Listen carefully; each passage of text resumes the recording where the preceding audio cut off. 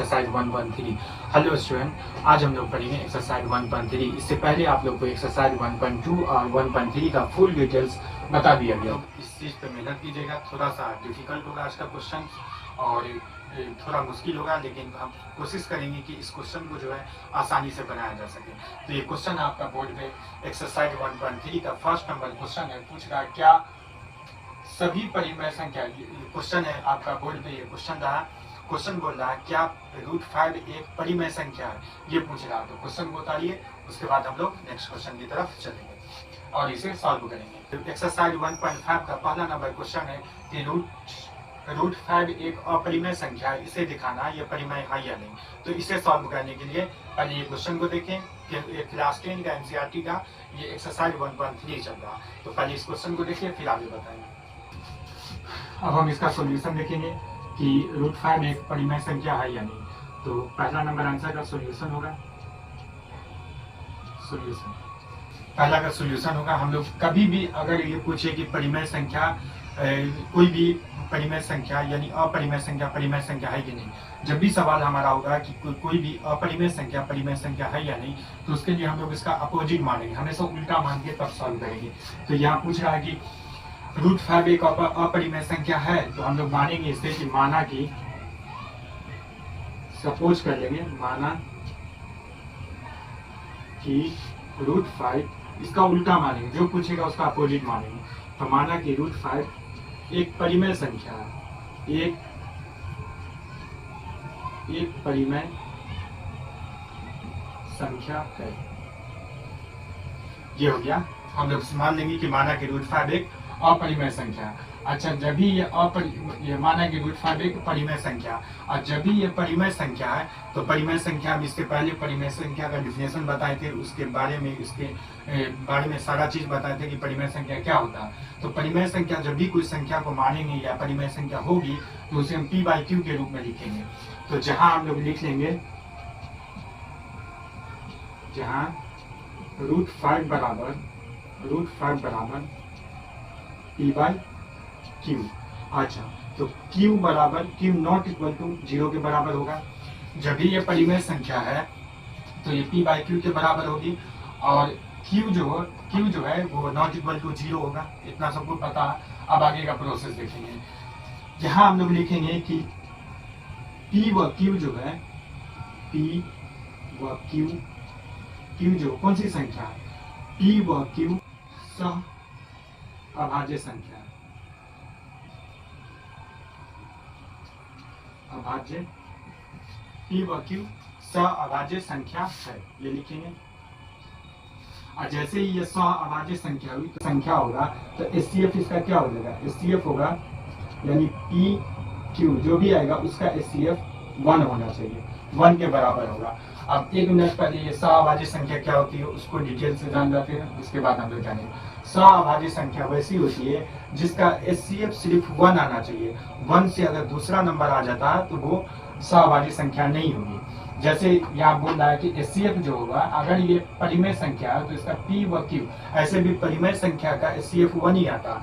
तो यहाँ भी सहअभाज्य संख्या बोल रहा, तो सहअभाज्य संख्या जो है तो इसका भी HCF कितना आना चाहिए, 1, यानी p और q का जो HCF होगा 1 होना चाहिए। जैसे मान लो सपोज करो 5/3 आया तो इसका HCF 1 होगा। तो ये क्या है, सहअभाज्य संख्या। और सहअभाज्य संख्या हमेशा पेयर में होती है, 2 नंबर का एक सहअभाज्य संख्या होती है। जैसे 2, 3, 4, 5, 6, 7, 11, 13, ये सब क्या है, सहअभाज्य संख्या। क्योंकि ये सारे का HCF क्या होगा, 1 होगा। जिसका HCF 1 आया वो समझ सहअभाज्य संख्या। एक से अदर आया, जैसे हम इसको नहीं ले सकते 4, 6, ये दोनों नहीं लेंगे, क्योंकि इसका फैक्टर हो जाएगा 2 × 2 और इसका हो जाएगा 2 × 3, 2, 2, इसका 2, 3 हो जाएगा। इसका HCF क्या आ रहा है, 2 आ रहा है, क्योंकि दोनों ये 2 कॉमन है दोनों में, इसलिए ये आ जाएगा। इसका फैक्टर क्या होगा, तो 11 × 1, इसका हो जाएगा 13 × 1 हो जाएगा। तो इसमें कॉमन क्या है, 1 आया, तो ये HCF है, HCF 1 हुआ, तो ये सहअभाज्य संख्या है। तो वैसी संख्या जिसका सिर्फ पेयर जो है, यानी वैसी संख्या जिसका HCF 1 हो, वैसी संख्या जिसका HCF सिर्फ 1 हो और कोई नंबर नहीं हो, वो क्या हो जाएगा, सहअभाज्य संख्या।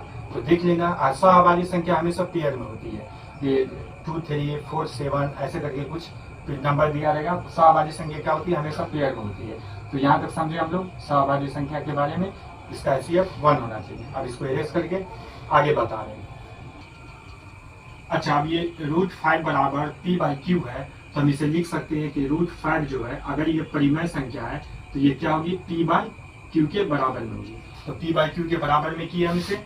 अच्छा, अब इसे कोना कोनी गुना करो, तो इसके नीचे में कुछ भी नहीं है, कैंची गुना करना होता। तो इसके नीचे में कुछ भी नहीं है, तो P क्या चीज से गुना हो जाएगा, 1 से, और √5 किससे गुना होगा, Q से। तो हम इसको लिख सकते हैं P बन जा P बराबर क्या हो जाएगा, √5Q हो जाएगा। अब हम लोग क्या करेंगे, दोनों तरफ वर्क करने पे, तो दोनों तरफ स्क्वायर करो, स्क्वायरिंग बोथ साइड। तो दोनों तरफ वर्क करने पे, दोनों तरफ वर्ग करने पे,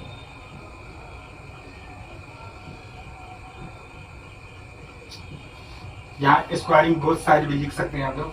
तो आप दोनों तरफ स्क्वायर करेंगे, तो यहाँ P है तो P का भी स्क्वायर करेंगे, यहाँ P² बराबर, यहाँ क्या हो जाएगा, √5Q का होल स्क्वायर, √5Q का होल स्क्वायर। तो P का जो स्क्वायर होगा वो P² होगा। अच्छा, √5 का होल स्क्वायर 5 होगा, और Q का स्क्वायर Q² होगा। क्योंकि रूट में किसी भी नंबर का जो स्क्वायर करेंगे ना, तो वो क्या होगा, स्क्वायर से रूट कैंसिल हो जाता है, तो 5 का 5 ही होगा। समझ गए, किसी भी नंबर का रूट में किसी भी नंबर का अगर स्क्वायर कर रहे हैं तो रिजल्ट मेरा वही नंबर होगा जो रूट में है, सिर्फ रूट कैंसिल हो जाएगा। तो ये हो गया हमारा पहला स्टेप। तो ये क्या होगा, P² बराबर Q आया। अब हम लोग देखेंगे यहाँ कि ये जो Q है, Q जो है वो 5 से, ये जो P है 5 से डिवीजन हो रहा है, 5 से क्या हो रहा, डिवीजन हो रहा है। जबकि हमको डिवीजन होना चाहिए 1 से, HCF आना चाहिए हमारा 1, लेकिन ये क्या चीज से हो रहा है, 5 से हो रहा। ये क्या हो रहा है, P² से विभाज्य हो रहा, क्योंकि यहाँ जो होगा तो इसके नीचे जाएगा नंबर, अविभाज्य होगा, भाग्य होगा। तो यहाँ क्या होगा, हम लोग यहाँ क्या लिखेंगे, P² 5 से विभाज्य, इसलिए P² 5 से विभाज्य, 5 से विभाज्य है।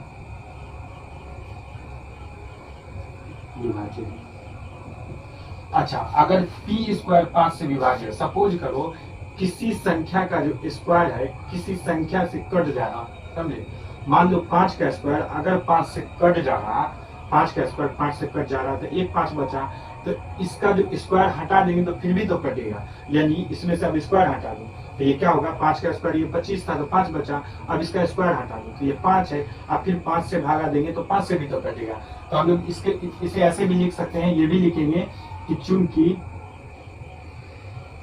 P जो है, P 5 से भी विभाज्य है, क्या चीज से, 5 से भी विभाज्य है। क्यों, क्योंकि जिस संख्या का स्क्वायर 5 से विभाज्य, जिस संख्या अगर ये जो है इसका स्क्वायर 5 से विभाज्य हो रहा है तो इसका स्क्वायर नहीं भी रहेगा फिर भी 5 से विभाज्य होगा। तो हम लोग इसे ऐसे भी लिख सकते हैं।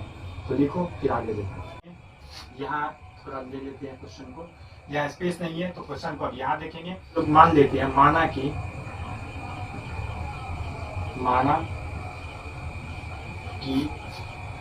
P बराबर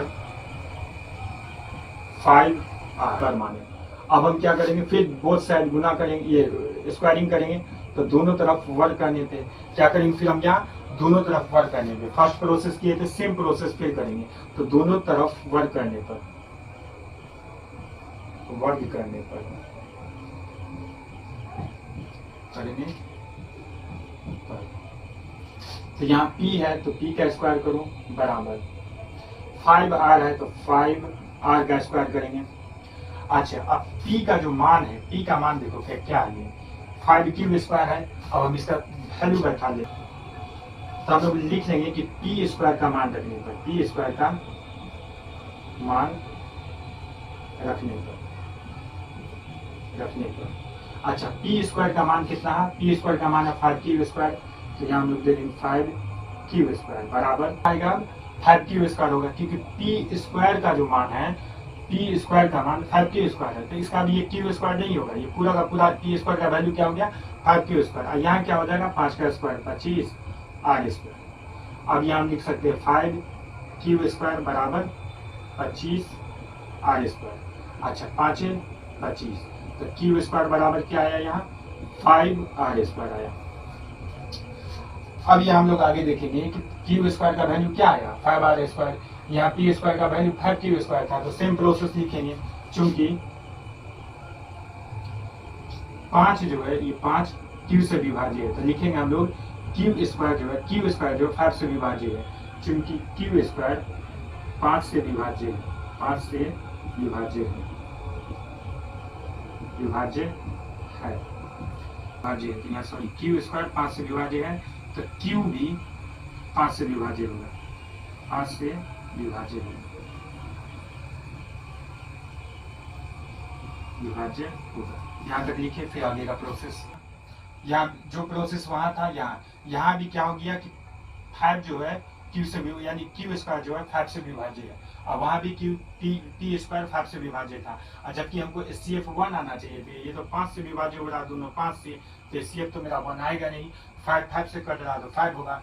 तो यहाँ SCF अगर ये सह-अभाज्य संख्या नहीं है तो ये परिमेय संख्या भी नहीं होगी। हम लोग अपरिमेय को माने थे कि ये परिमेय संख्या है या नहीं, तो यहाँ क्या था कि √5 एक परिमेय संख्या माने थे, जो कि ये गलत है, क्योंकि इसका विभाजन जो है वो 5 से हो रहा है, 1 से नहीं हो रहा। तो ये हमको क्या हुआ, प्रूफ करके हमको क्या निकला रिजल्ट कि ये 5 से विभाजन नहीं हो रहा। तो हम लोग मानेंगे, तब हम लोग ये लिखेंगे कि अतः हमारी अवधारणा, लास्ट पॉइंट ये लिखेंगे, हमारी अवधारणा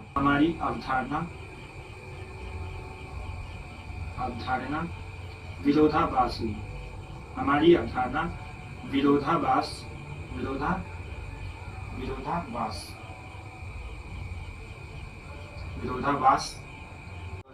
प्रकट हुई,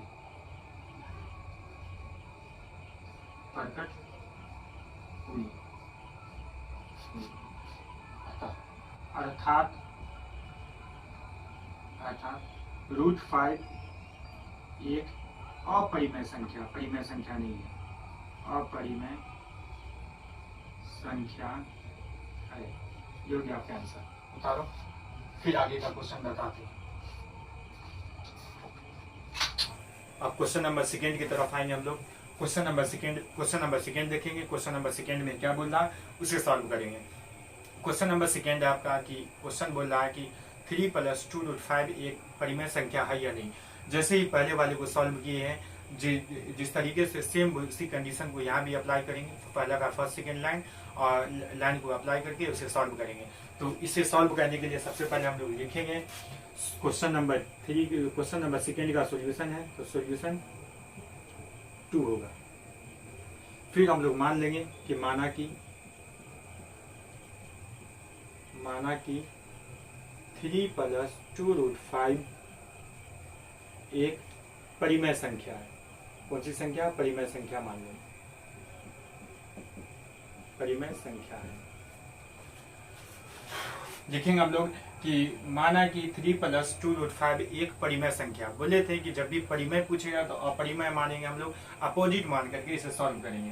तो ये अपरिमेय संख्या थी, अब इसे हम लोग सपोज किए हैं कि ये परिमेय संख्या है।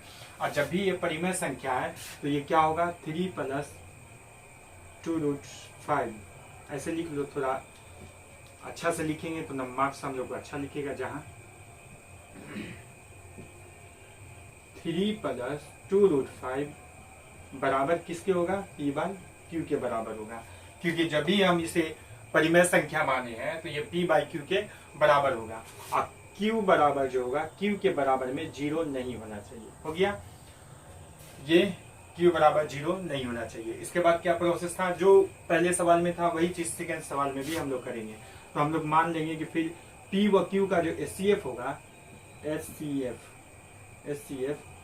p व q का यहाँ भी 1 आना चाहिए। अगर 1 आ गया तो ये परिमेय संख्या, अगर नहीं आया 1 तो ये अपरिमेय संख्या। तो हम लोग लिखेंगे SCF p व q का 1 होना चाहिए।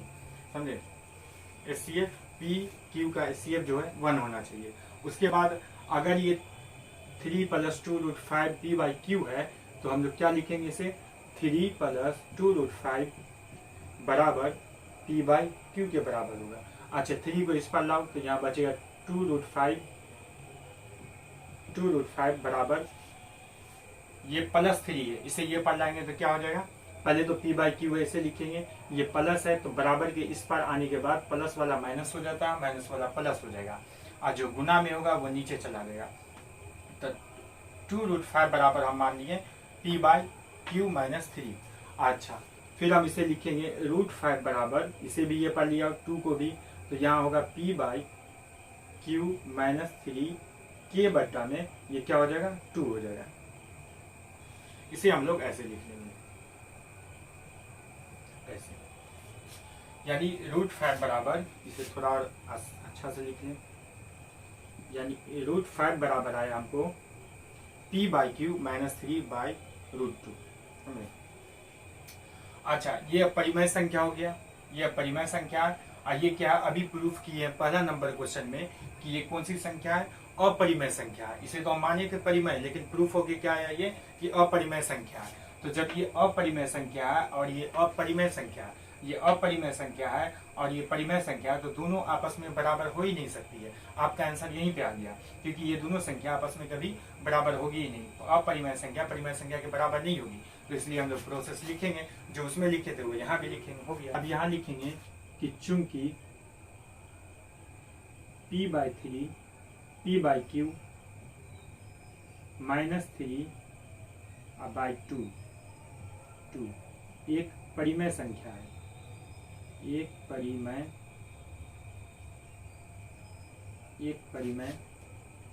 संख्या है। ये हम लोग लिखेंगे कि चूंकि p by Q minus 3 by 2 ये पूरी संख्या क्या है, एक परिमेय संख्या, और ये क्या है परिमेय अपरिमेय संख्या, ये जो है अपरिमेय संख्या। फिर लिखेंगे वो हम जानते हैं कि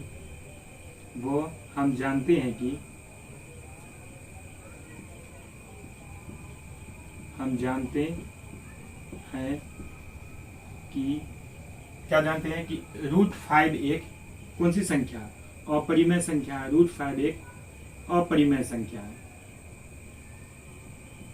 अपरिमेय संख्या है। अब क्या है, एक अपरिमेय संख्या। अब यहाँ स्पेस कम होने के कारण हम यहाँ आंसर लिख रहे हैं। आप लोग इसके बाद ये जो भी लिखेंगे उसके नीचे में लिख लीजिएगा, यानी इसके नीचे में आप लोग को नोट डाउन करना। इसके बाद लिखेंगे हम लोग अर्थात परिमेय संख्या जो है, परिमेय संख्या कभी भी अपरिमेय संख्या के बराबर हो ही नहीं सकती है। अपरिमेय संख्या नहीं होगी, यानी परिमेय संख्या कभी भी अपरिमेय संख्या नहीं होगी। इसलिए हमारा प्रूफ यहीं पे हो गया कि ये दोनों आपस में बराबर नहीं होगी। तो फिर लिखेंगे हम लोग, अतः हमारी अवधारणा, सेम चीज सब में लिखेंगे। एक क्वेश्चन को सही से जान लीजिए, उसके बाद सारा प्रोसेस, इसका जितना भी प्रूफ करने वाला कंडीशन है सब में वही लिखेंगे। कुछ ज्यादा लॉन्ग होता है, इसका बहुत सारा पॉइंट जो उसको छाट करके बनाए कि ये काफी स्टैंडर्ड तरीका हो गया, इससे अच्छा तरीका हो ही नहीं सकता। शॉर्ट में इसको जानना ये काफी अच्छा हो गया। तो लिखेंगे अतः हमारी अवधारणा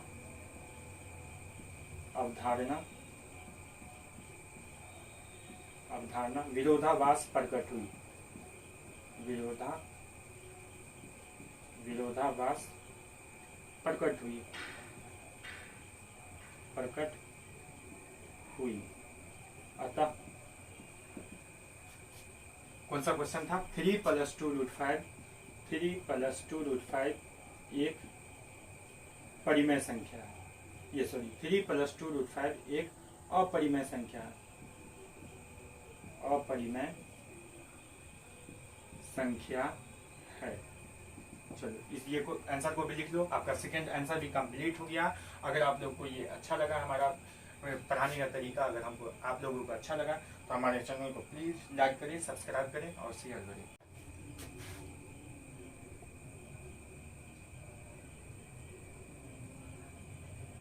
क्वेश्चन नंबर 3 का सारा क्वेश्चन आपके बोर्ड पे है। पूछ रहा कि क्या सभी संख्या अपरिमेय संख्या है। पहला क्वेश्चन है 1/√2 एक परिमेय संख्या है या नहीं, इसे बताना। तो फिर वही सॉल्यूशन हम लोग वही प्रोसेस करेंगे। सॉल्यूशन होगा हमारा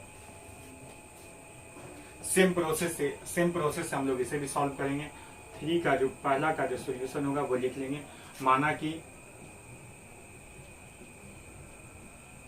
माना कि 1/√2 एक परिमेय संख्या है, परिमेय संख्या है। माना कि √2 1/√2 एक परिमेय संख्या है। अच्छा, अगर ये परिमेय संख्या है तो हम लोग इसको क्या लिखेंगे, 1/√2 जहां लगा दो, जहां 1/√2 बराबर p/q के रूप में होना चाहिए। अगर ये परिमेय संख्या तो ये p/q के रूप में होगी। अब p/q के रूप में हुई तो ये q नॉट इक्वल टू 0 होगा। और इसका HCF क्या होना चाहिए, वह pq का जो HCF होना चाहिए, pq का HCF, अभी हम लैंग्वेज में थोड़ा सा चेंजिंग किए हैं। अगर आप लोग को चेंजिंग नहीं करना तो सेम का सेम टू सेम लिख सकते हैं। तो हम क्या लिखेंगे कि वह p/q pq का HCF जो है बराबर 1 होना चाहिए। तो यहाँ क्या होगा, pq का HCF क्या होगा, 1 होगा। अच्छा, क्वेश्चन में थोड़ा सा चेंज करेंगे। यहाँ अगर ये जो 1/√2 दिया ना, इसे हम पलट देते हैं। तो लिखेंगे पलटने पर, अगर कोई किसी चीज को थोड़ा सा यूनिक सोच करके अगर आसान हो जाता हमारा आंसर तो हम लोग वही करेंगे। तो मैथ में वही करना चाहिए, क्योंकि अगर सेम डायरेक्शन से अगर चलेंगे तो फिर कहीं से कहीं पहुंच जाएंगे। तो माइंड लगाना है कि हम कितना जल्दी इसको शॉर्ट तरीके से बना सकें। तो लिखेंगे पलटने पर, यानी जो संख्या दिया उसको पलटने पर। तो 1/√2 है, तो इसको हम क्या लिख सकते हैं, √2/1 बराबर। अच्छा, ये किसके बराबर होगा, p/q के। तो हम इसे क्या लिख सकते हैं, q/p लिख देंगे।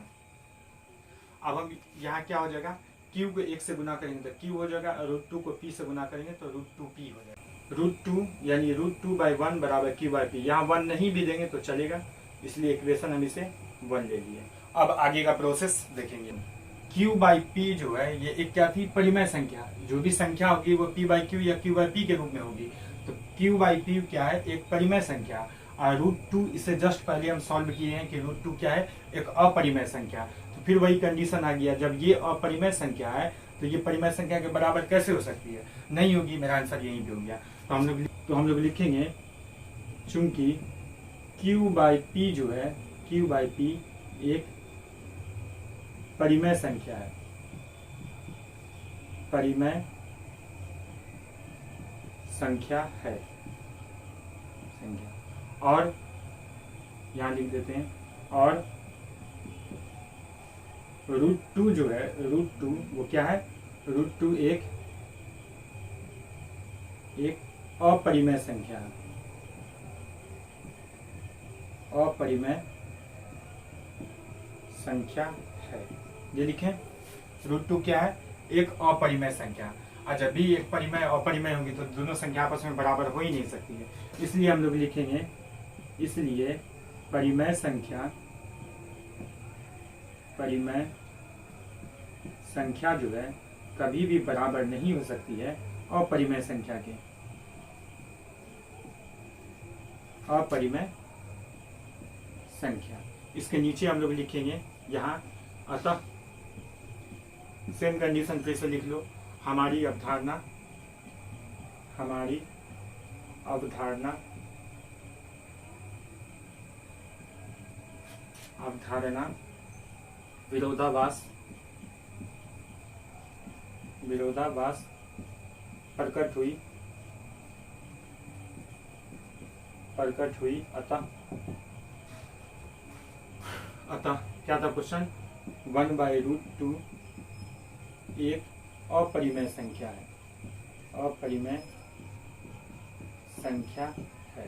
ये हो गया आपका आंसर। लिखिए क्वेश्चन, आप ये क्वेश्चन को उतारे, ये क्वेश्चन को उतारे। आज सेम इसी तरीके से बहुत ही इंपॉर्टेंट लेसन है ये। इसमें से एक क्वेश्चन तो आएगा ही, 1 से 2 क्वेश्चन आएगा ही। आप किसी को भी VVI नहीं लगा सकते हैं, क्योंकि ये लेसन खुद में ही एक VVI है। काफी इंपॉर्टेंट लेसन है ये। एक्सरसाइज जो है ये काफी इंपॉर्टेंट है, तो इसके हर क्वेश्चन को बारीकी से पढ़ना। अगर एक गेस किया, एक ही को रट लिए और समझे नहीं, दूसरा आ गया तो फिर फंस जाइएगा। तो इसीलिए सारे क्वेश्चन को सॉल्व करें, इसे बनाए। कुछ है ही नहीं, सब में मानते हैं, माना कि 1/√2 या कुछ भी एक परिमेय संख्या। सेम प्रोसेस सब में लिखते हैं, यहाँ भी वही चीज लिखते हैं। चेंजिंग बस थोड़ा सा होता है, 1 से 2 स्टेप बस चेंज होता है, फिर लास्ट का फिर हम वही लिखते हैं, आखिरी में हम यही लेके आंसर लिख देते हैं। तो आंसर क्वेश्चन में कुछ है ही नहीं, आप लोग चाहे तो 1 घंटे में इसे अच्छा से तरीके से बना सकते हैं। जो सॉल्व किए हैं इससे भी खूबसूरत तरीके से सवाल को बना सकते हैं। तो आप लोग बनाइए, इस सवाल को लिखिए और इसको हौले में नहीं लेना, काफी इंपॉर्टेंट लेसन है। कभी भी इसमें से क्वेश्चन नहीं पूछा इम्पॉसिबल है, यानी एक क्वेश्चन इसमें से आ गए। अब परिमेय और परिमेय संख्या से ऑब्जेक्टिव में एक क्वेश्चन आता ही है। अगर आप लोग को अपरिमेय अपरिमेय संख्या का नॉलेज नहीं है तो हमारे यूट्यूब चैनल पे जा करके उसे देख सकते हैं। नंबर से लेकर के दशमलव नंबर सारे सवाल को सॉल्व किया गया है, तो आप लोग उसे भी सॉल्व करें, देखें और समझें, क्योंकि एग्जाम में ऑब्जेक्टिव में आएगा।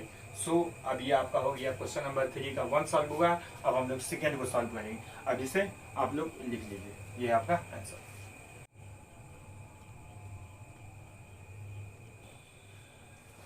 अब क्वेश्चन नंबर 3 यानी 3 का सेकेंड नंबर क्वेश्चन को सॉल्व करेंगे। 3 का सेकेंड नंबर क्वेश्चन है 7√5 7√5 ये क्वेश्चन है आपका, इसे सॉल्व करना है। 7√5 इस क्वेश्चन को सॉल्व करेंगे तो हम लोग पहले आंसर में लिख लेंगे। ये है आपका प्रोसेस। माना कि 7√5 एक परिमेय संख्या है, परिमेय संख्या है। 7√5 एक परिमेय संख्या है। अगर ये परिमेय संख्या है तो p बाई 7√5 किसके बराबर हो जाएगा, ये फिर p बाई क्यू बराबर हो जाएगा 7√5, जहां q नॉट इक्वल टू 0 होगा। ये हो गया आपका प्रोसेस, फर्स्ट प्रोसेस। और p व q का SCF क्या होगा, p व q का SCF जो होगा SCF बराबर 1 होगा। हो गया। अगर ये परिमेय संख्या है तो p बाई क्यू किसके बराबर होगी, तो 7√5 यानी 7√5 जो बराबर होगा वो किसके, p बाई क्यू के। अब हम लोग इसे लिख सकते हैं कि √5 बराबर p बाई क्यू। इसे हम लोग नीचे ले आएंगे, यानी गुना में है तो ये नीचे चला जाएगा, तो √7 भी लिख सकते हैं इसे। तो हम लोग लिखेंगे √5 बराबर हो जाएगा p बाई क्यू। अच्छा यहाँ देखो, ये क्या फ्रैक्शन के नीचे में है, फ्रैक्शन के नीचे में तो ये क्या हो जाता, गुना हो गया। अगर इसके नीचे कुछ नहीं तो 1 दे देंगे, 1 दे करके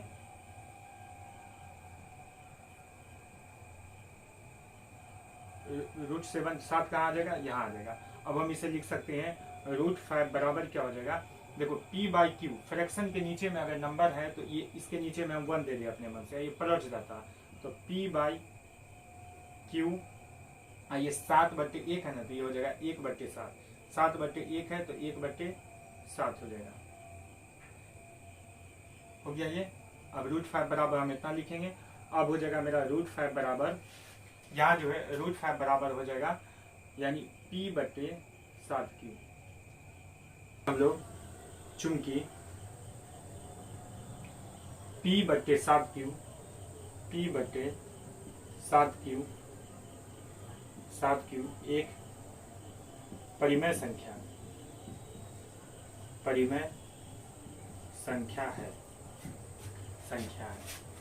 और √5 प्रूफ किए थे। √5 क्या है, √5 एक अपरिमेय संख्या है, अपरिमेय संख्या है। अगर राइटिंग समझ में नहीं आ रहा तो बोल रहे हैं, वही देख करके आप यानी सुन करके आप लिख सकते हैं। तो √5 एक परिमेय संख्या है, इसलिए परिमेय संख्या जो है, परिमेय संख्या बराबर हो ही नहीं सकता अपरिमेय संख्या के। हो गया हमारा प्रूफ अपरिमेय संख्या के। अब हम लोग क्या लिख सकते हैं यहाँ कि इसलिए अतः लिखेंगे, अतः हमारी अवधारणा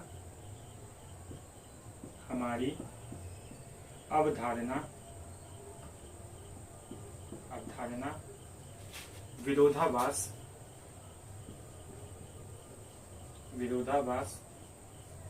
प्रकट हुई।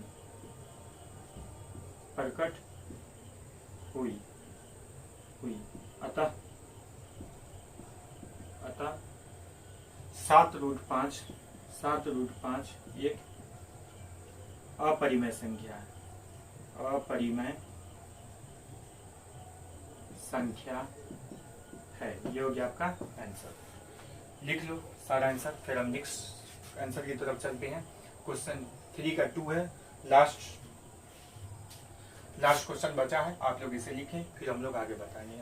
आज का आखिरी क्वेश्चन है 6 + √2 एक अपरिमेय संख्या है। सिद्ध करें यानी बताना है कि 6 + √2 एक परिमेय संख्या, ये बताना है। तो क्वेश्चन को आप लोग उतारिए। अब हम लोग आखिरी क्वेश्चन, ये एक्सरसाइज 1.3 का आखिरी क्वेश्चन हम बताने जा रहे हैं, जो कि पूछ रहा 6 + √2 एक परिमेय संख्या है। एक क्वेश्चन में टाइम लगा सॉल्व करने में, पहला क्वेश्चन में हमको काफी टाइम लगा सॉल्व करने में, उसके बाद क्योंकि उसमें कॉन्सेप्ट देना था, उसका सारा प्रोसेस मेरा यही होगा। तो माना कि 6 + √2 एक परिमेय संख्या है, परिमेय संख्या है। ये हम लोग मानेंगे कि 6 + √2 एक परिमेय संख्या, और अगर ये परिमेय संख्या है तो 6 + √2 किसके बराबर होगा? 6 + √2 p/q के बराबर होगा।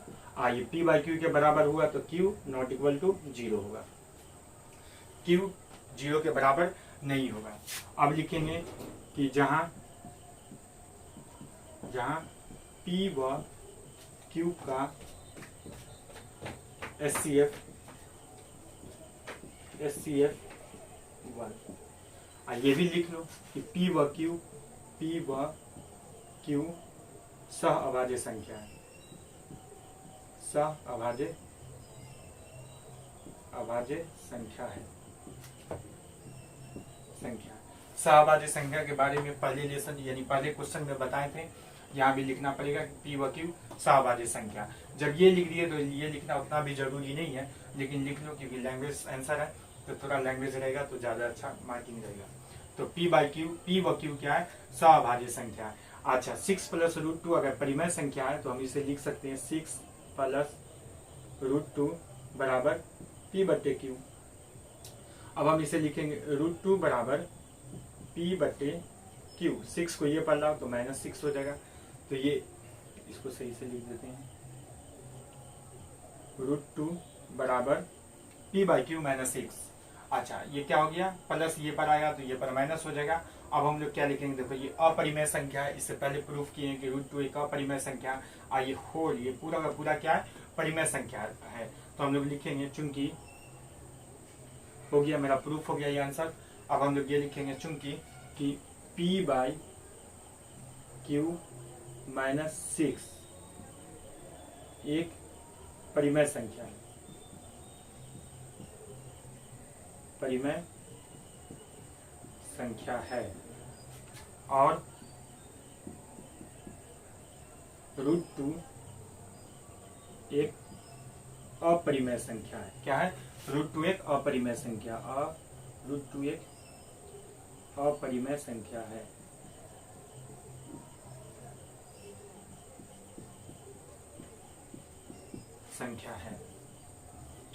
इसलिए जो है इसलिए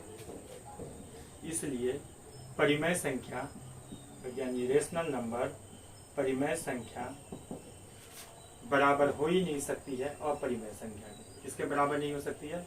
अपरिमेय संख्या के, अपरिमेय संख्या के।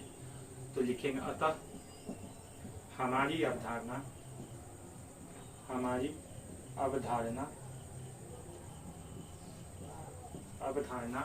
क्या हुई? विरोधाभास प्रकट हुई, विरोधाभास प्रकट हुई। सेम लैंग्वेज जिसमें सब में जितना भी आंसर सॉल्व किया अभी हम एक्सरसाइज 1.3 का, सब में सेम लैंग्वेज लिखे। थोड़ा सा यहाँ पे चेंजिंग होता है क्योंकि क्वेश्चन के अनुसार यहाँ पे हम लोग को डायरेक्शन चेंज करना होता है। तो लेकिन लैंग्वेज जो है जो सब में लिखे हैं वही इसमें भी लिखे हैं सारा, यानी जब भी अपरिमेय संख्या पूछेगा प्रोसेसिंग मेरा यही होगा, बस यहाँ पे नंबर की वजह से थोड़ा सा चेंज करना होता। अब बाकी वही है, ज्यादातर क्वेश्चन तो यही आया कि अपरिमेय संख्या बराबर नहीं हो सकती अपरिमेय संख्या के, तो यहाँ भी वही था वही लिखिए। ये जो प्रोसेस होता है क्वेश्चन कैसा भी हो ये लास्ट में लिखना ही होता। अतः हमारी अवधारणा विरोधाभास प्रकट हुई, तब क्या लिखेंगे यहाँ कि अतः ये प्रकट हुई, अर्थात क्या ये 6 + √2 एक अपरिमेय संख्या है, अपरिमेय संख्या है। हो गया आपका ये आंसर। एक्सरसाइज 1.3 एनसीईआरटी बुक का पूरा कंप्लीट, यानी पूरा कंप्लीट कर दिया गया एक्सरसाइज 1.3 एनसीईआरटी बुक का मैथ्स। तो ये आपका कंप्लीट हो गया। अब आगे जो भी लेसन होगा कल इसे सॉल्व किया जाएगा। आज के लिए इतना ही। आप लोग इसे अच्छे से उतारें और एक एक क्वेश्चन का स्टेप जाने। सब में सेम प्रोसेस है, उतार कर तैयारी करें। अब एग्जाम को भी काफी कम टाइम लगा है, तो अभी भी 3 महीना आप लोग अच्छा से मेहनत कीजिए, आप लोग का मार्क्स अच्छा आएगा। यही विश करते हैं कि आप लोग का मार्किंग अच्छा हो। सो आज के लिए इतना ही। अब लिख लेते हैं ये। तो अगर हमारा प्रोसेस यानी सॉल्व करने का तरीका आप लोग को अच्छा लगा हो तो हमारे चैनल को लाइक करें, सब्सक्राइब करें और शेयर करें। सो बाय, टेक केयर।